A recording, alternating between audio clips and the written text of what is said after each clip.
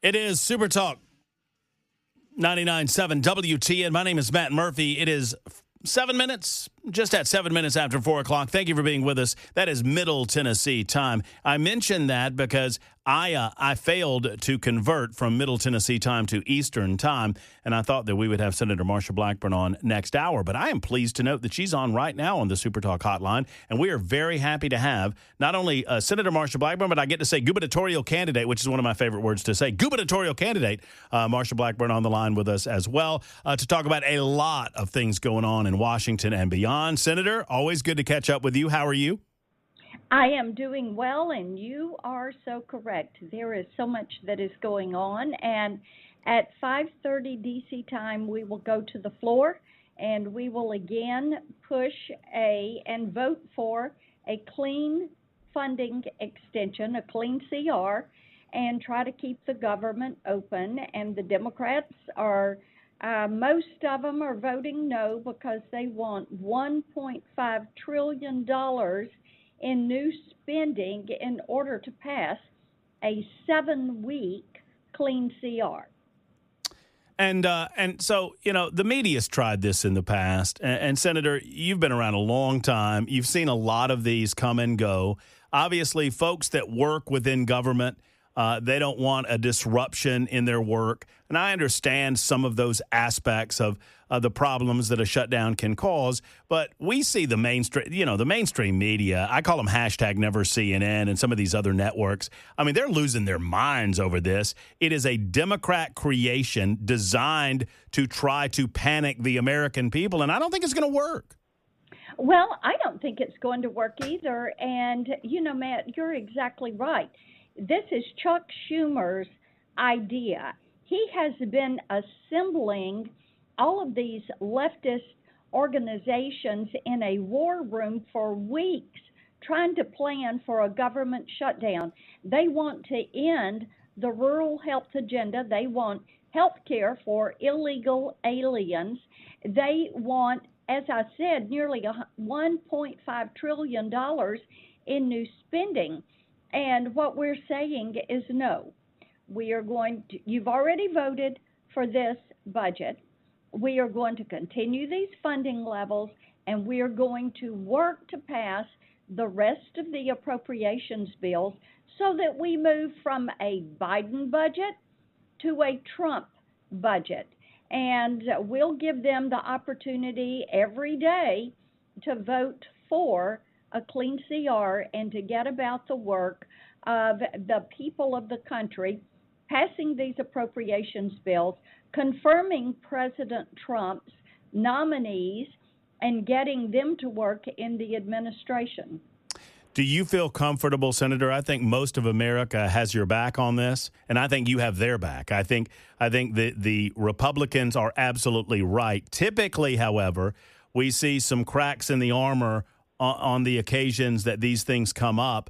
Are you comfortable and confident that the Republican Party will hold the line on this and guarantee that we don't see some of this overspending and spending on open borders and spending on, you know, nonsense like transgenderism and cashless bail policy? I mean, all of the things that we've talked about in the past. Are you comfortable that we can hold this line and make sure the Democrats don't get what they want? Oh, I am. There are no gangs or side groups or any of that is taking place, because what the Democrats are trying to do is undo the work we did in the big, beautiful bill. They want to go back to funding NPR. They want to go back to building out a huge U.S. Department of Education. As I said, they want health care for illegal aliens. And what we are saying is no. We passed the big, beautiful bill. It is the law of the land. It is going to stand. And President Donald Trump is doing a great job draining the swamp and sending things back to the states. And we are not going to give them $1.5 trillion in new spending. Do you feel like the CR is enough time to get those appropriation bills passed? Yeah, you know, in the Senate, we've already passed 3 of our bills, and every one of the bills is out of committee. and they are ready for action on the floor. We would be passing the next package of those this week if we weren't having to deal with the Democrats not wanting to pass the CR. Mm-hmm. So you're comfortable that we won't see another round of this in November? And I think that by November, we will have all of those approach bills completed because Excellent. 3 are already done. And the thing is, many of those approach bills are bipartisan. Our CR is bipartisan. We've got a couple of Democrats that are for the clean CR. The Democrat plan on this is totally partisan. And I think as we go through this process, Matt, you will see other Democrats who will say, look, let's continue where we are with a continuing resolution, and let's get to work on some of these other issues like the appropriations bills. If they're wanting to make changes, you do that through the appropriations process. We're speaking with Senator Marsha Blackburn on D.C. matters and a lot of other things. And I want to get to the Memphis task force in just a moment. Before I do, though, we had the Secretary of War talking to his generals in Quantico, Virginia, earlier today. And I think you're so well positioned, Senator, to speak on this matter because you have been a part of what is primarily a man's world, and I don't wish it were so, but I mean that is the way that it is in American government and politics in Washington, D.C. for a long time. And I can guarantee, in knowing you the way that I do, that you never got a pass because you were a woman. Quite the contrary. However, today, Pete Hegseth specifically spoke to some of the differences between men and women and how we have to eliminate that in our United States military and have one standard for everyone and expect that everyone is going to meet that standard, eliminate things like DEI woke policies, eliminate some of these things that happened during the Biden administration that got us off of our game and, frankly, lost a little bit of focus with regard to our United States military. Speak to me about, your thoughts on what the Secretary of War had to say earlier today.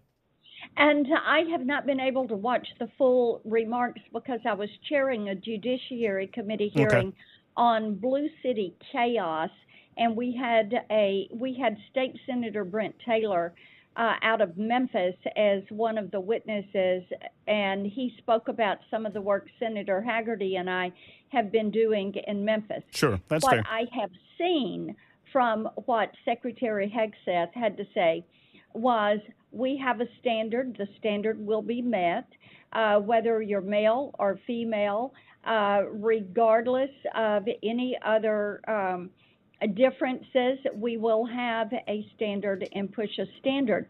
And what he is doing is getting rid of the woke, getting rid of the DEI, getting rid of some of these considerations that were there for ESG and issues of that nature. What he is trying to do is to restore the warrior ethos and to make certain that the commanders, and that was the audience today, know that they have the ability to require the best of people that are in front of them, that are in their battalion, in their platoon, in their regiment. And what they want is to have that striving for excellence, the best of the best. And we are so grateful to our men and women in uniform, and having worked with Secretary Hegseth on issues and some of the military assets that we have in Tennessee, I know he wants us to return to building that fighting force that is going to be capable of executing the mission as that mission is laid forth for those troops. And I fully support the work that they are doing in rebuilding the U.S. military. You know, Matt, I love the fact that our recruiting numbers are the best they have been in years. And to know that by August, the Army had already hit their recruiting numbers, knowing that participation in the National Guard is up. The National Guard is incredibly important in our state, and we are constantly working to increase opportunities for assets for our Guard in Tennessee. So, yes, knowing that we are going to restore that warrior ethos, I think, is a good thing for our country. In the few minutes that we have left, Senator, first, Memphis and the task force over there. Obviously, the governor working with the president, and I know you're intimately familiar with some of the goings-on that happened there to get some federal resources into Memphis, Tennessee to help alleviate some of the crime issues over there. How's it going? It is going great. The Kash Patel and the FBI ran that Operation Viper from mid-July to mid-September, and they apprehended over 500 gang members. They've received already over 120 indictments, and we have 13 federal agencies and state agencies that are now supporting the Memphis Police Department. They are down 500 police officers. So having these assets of the ATF, the DEA, Homeland Security, DOJ, FBI, U.S. Marshals, TBI, Tennessee Highway Patrol, and National Guard in Memphis to support the chief and the police department there so they can continue to apprehend these gangs, to get them to court, making certain we get them off the streets, get them locked up, and make Memphis safe again. That is our goal, and that work is going really very well, and it is a historic effort that is being made. And as you know, Matt, when Kash Patel came to see me, before he came to us at Judiciary Committee for his confirmation hearing, the first thing I did was hand him the crime stats on Memphis, Tennessee. And he couldn't believe Memphis was per capita the most dangerous city in the country. He has been true to his word, as has President Trump. We are ever so grateful. Senator Hagerty and I have worked very diligently on this. We have those resources going into Memphis, and we're grateful for the attention that it's received.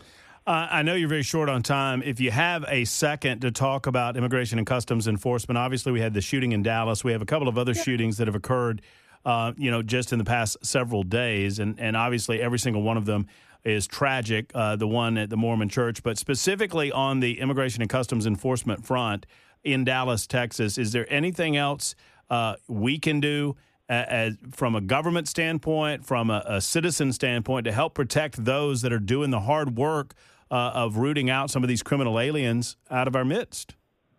Yes, and stopping the demonization of our men and women of ICE. Mm-hmm. And the fact that you hear so much of this rhetoric on the left where they're demonizing ICE agents, that absolutely has to stop. And also this doxing of the ICE agents. I have legislation, the Protecting Law Enforcement from Doxing Act, that would make this a felony offense to dox our federal law enforcement. Right now, they are not covered unless they are working undercover. So this would make the doxing a felony offense even when they're out doing their routine job. We have to protect our federal law enforcement and our ICE agents, and we are pushing to get our bill across the finish line. Senator, I know you've got to get back on the floor. Best of luck this evening as we attempt to avoid a shutdown in the face of Democrats that don't seem to want to do that. But I know you'll do your dead level best for the state of Tennessee and for the United States of America. We appreciate your time today. Will. Yeah. Thank you. All right. Bye now. Take care. There's Marsha Blackburn joining us for a few moments, 21 after the hour. It is Super Talk 99.7 WTN. Hi, friends. Matt Murphy. And the Matt Murphy Radio Show continues. Super Talk 99.7 WTN. A number of things to say about Pete Hegseth coming up in a moment. 26 after the hour. Finishing up a conversation, good 15 minutes with Senator Marsha Blackburn. She's set to get back on the floor. It's almost 5:30 Eastern time. It's almost 4:30 Middle Tennessee time. She's set to get back on the floor and attempt to keep the government open as the Democrats' effort to shut it down. How's Marsha with you on the phone? Is she nice to you, Very Jackson? lovely. Yeah, you like Marsha? Very lovely. You think she's a good person? Yes. Oh, see, I try to ask. It's all about how we treat the little people around here. I know that she's going to treat me nice, but it's all about how she treats the little folks, like you, Jackson. Huh? It's people, little people like you that make all the difference. I've always been described as a little person. You know where that's from there, Jackson? Some movie. Yeah, I'll probably have to watch some soon. movie. Christmas Vacation. Oh, I've seen that. Remember when they kidnap him and then he realizes what he's done? It's people. I miss little people like you. I miss a lot of the end of that movie because I'm still laughing from his rant. His rant's where good. he grabs the. Where's the Tylenol? Yeah. Yeah, I know. It's an epic rant. Epic. It is one of my favorite movie rants of all time. He says nasty words in that rant. He does. You got to watch yourself around that. You got to watch the kids. Little pictures. Don't let them watch that part of the show. He says some nasty things if you're watching it not on cable time. But it's not the same.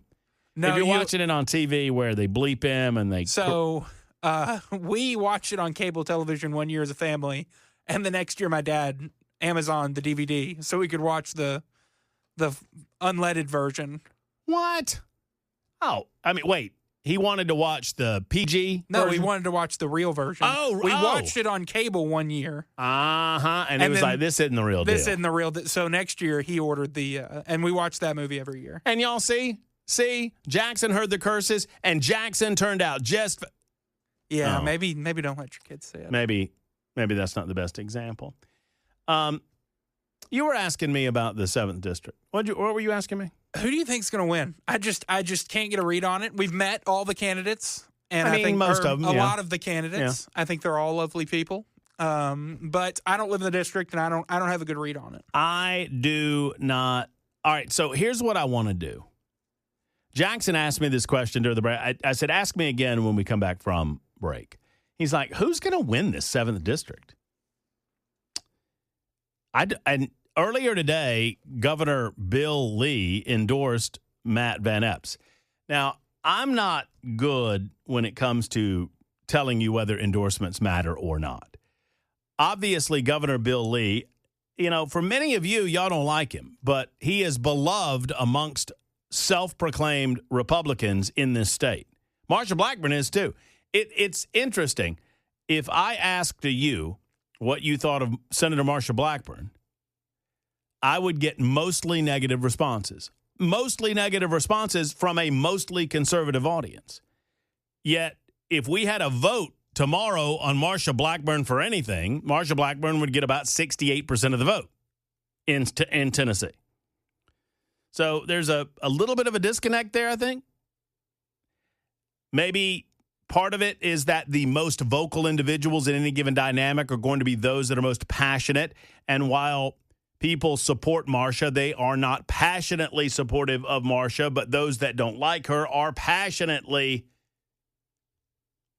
focused on their dislike of her. So here's what I'm going to do, Jackson. I'm opening up the phone line, 615-737-9986. And we're going to try this, and if it doesn't work, then it's going to signal to me that there's less of a turnout than I even anticipated. I don't know if this works or not. I'm asking you who you got. That is the subject, and that is the title of the next segment of the Matt Murphy Show. If you live in the 7th Congressional District, we're about to take an informal poll. Who you got? Any of the 11 Republican candidates. Don't come at me with Democrats. I don't want to hear that right now. The Democrats will work their own crap out, and they'll figure it out. And if they pick Afton Bain, they get what's coming to them. But enough about Todd Warner. What? Huh? Did somebody say something? Oh. Was that the wind? I didn't hear what that person said right at the end there. Who you got? Who you got? You got Matt Van Epps. You got Jody Barrett. You got Gino Bolso. You got Lee Reeves. You got Mason Foley. You got Stuart Parks. I would name the rest of them, but I don't know them. But I'll get the list when we come back. on Super Talk 99.7 WTN. Happening now with news right now on Super Talk 99.7 WTN. Jackson is not used to going to the news on time.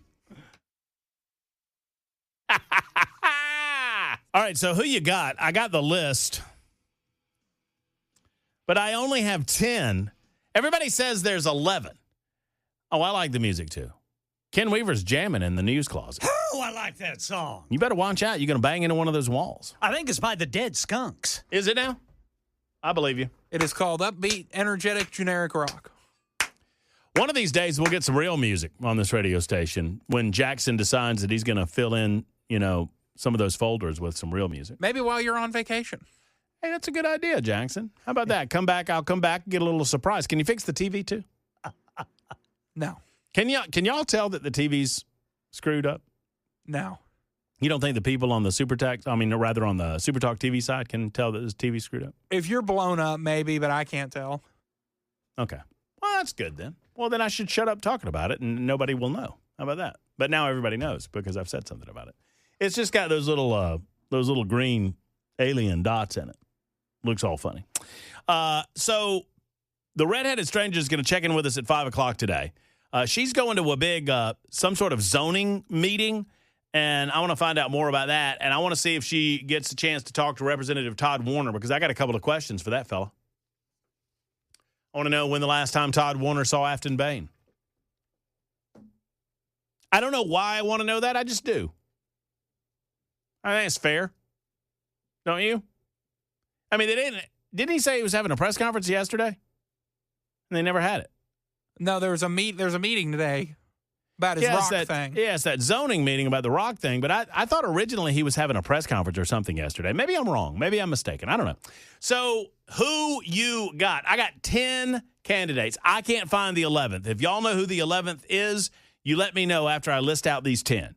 But these are 10 candidates. We'll deal with the Democrats when the time comes. I have no idea who's winning that race. I am told that Vincent Dixie's doing very well in early voting. I'm also told that Afton Bain's doing quite well in early voting, too.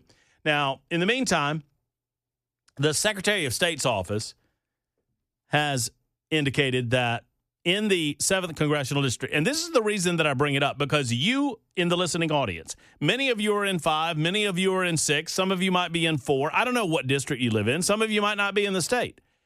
But, friends, if you live in the 7th Congressional District, your vote is so amplified in this special election, and I'm going to explain to you how. Because this is a 7th Congressional District of over 700,000 people. I don't know the exact number, but it's well in excess of 700,000. Jody Barrett told us that. I thought it was almost 800,000, but it's somewhere in the neighborhood of, let's say 750. Let's say 750 for the sake of argument. 750,000 people.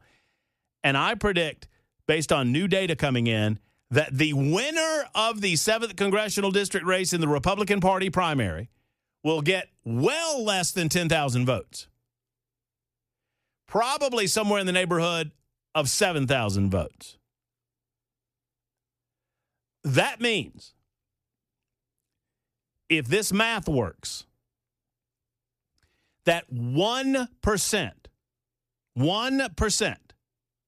of the 7th Congressional District is going to select your next congressman from the 7th District. 1% of the people.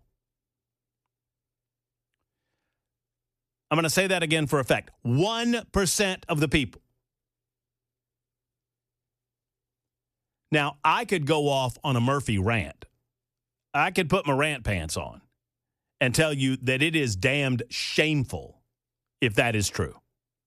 But it's going to be true.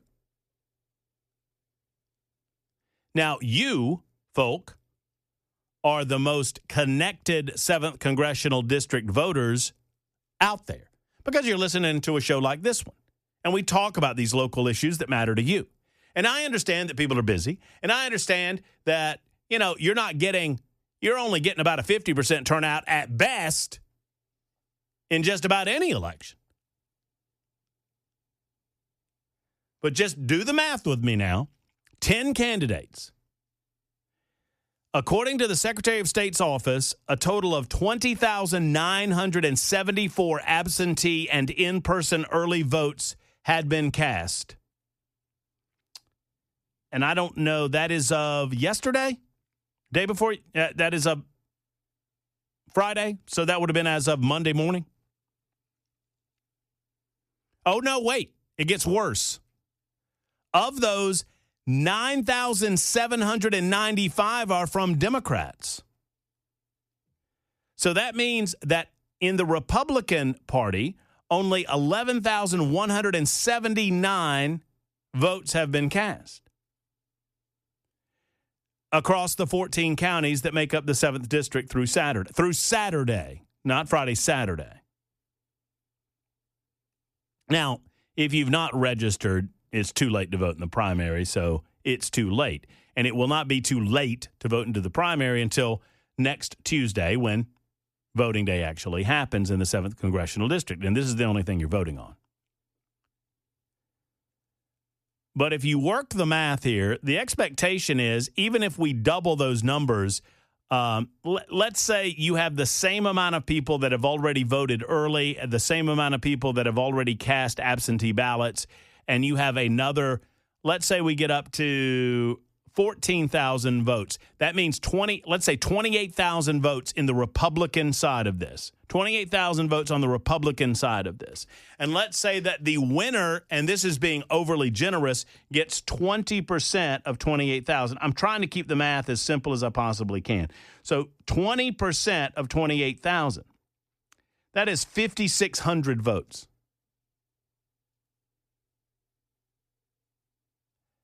And I don't think there's any doubt that the winner of the Republican primary will go on to be the next congressman for the 7th Congressional District. Now, I feel like I may sound as if I'm wagging my finger at the people right now, and I am.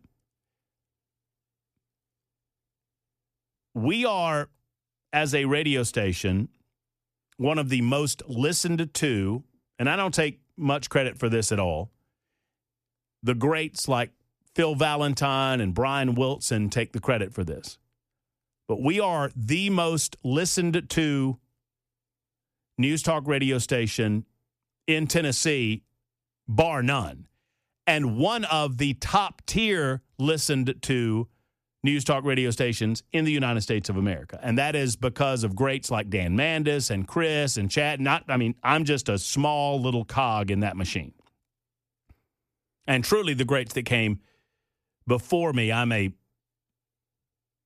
just a small little thing in the shadow of Brian Wilson or Phil Valentine. The point being,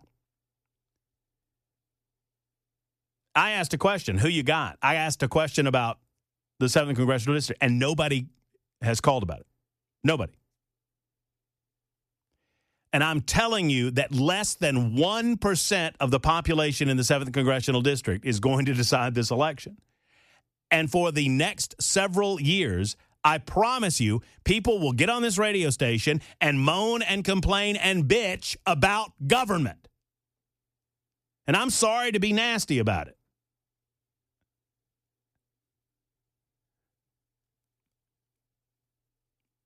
But it does not give me great confidence in the process when so few people seem to participate in it. And sometimes I get up on my high horse. Maybe that's not for the betterment of the show, and maybe that's not for the betterment of the state, but I got to tell you what I'm feeling at any given moment. Now, many of you have thought about it and have commented on the Super Talk line. Voting for Barrett? Oh, 6766 says, greats like Dan Mandis. What? That's funny. Here are the 10 that I've got in the Republican Party, and I don't know who the 11th was, but I'm not seeing this on Ballotpedia. In order, in alphabetical order, Jody Barrett, Gino Bolso, Stuart Cooper, Adolph Dagan, who, by the way, nobody can find this guy. This Adolph Dagan guy, nobody knows anything about him. Nobody knows any information about him. Nobody knows even if he's a him. But in the race is Adolph. So Jody Barrett, Gino Bolso, Stuart Cooper, Adolph Dagan, Mason Foley, Jason Knight, Joe Lures, I want to say that I'm pronouncing that correctly, Stuart Parks, Lee Reeves, and Matt Van Epps. Those are your candidates for the 7th Congressional District. And one of them will receive less than 1% of the population's vote in the 7th Congressional District, and they'll win election based on that 1%. Who's it going to be? I have no idea. I have no idea. 0178 says, call me stupid. I threw my vote away and voted for that guy you had on there yesterday, Mason Foley. I don't think that any heartfelt vote is a throwaway vote. I disagree with, I understand what you're saying, 0178, but listen, there was a time where I would go after people that, quote unquote, didn't have a chance of winning. We need more of those people in American politics today, not fewer. We need more people that have a belief in themselves, not less. We need more people that are citizen politicians, are citizen statesmen, not career politicians or career statesmen. And I understand that a lot of people have been up there a long time and they seem to be good people. And, Marsha Blackburn, for example, she served in state government. She served in the House of Representatives. She's now serving as a senator and wants to serve as a governor. And that is, by definition, a career politician. That doesn't mean that Marsha Blackburn's a bad person. She keeps getting elected is what it means.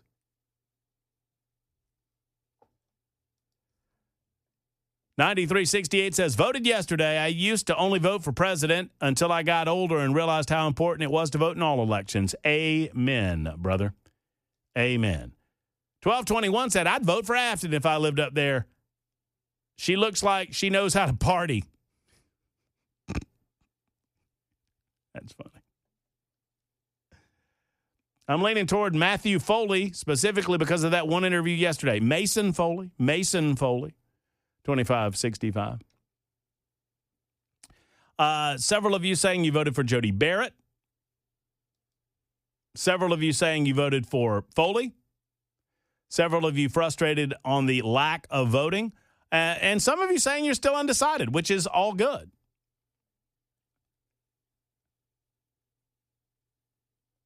$75.46 said Jody Barrett.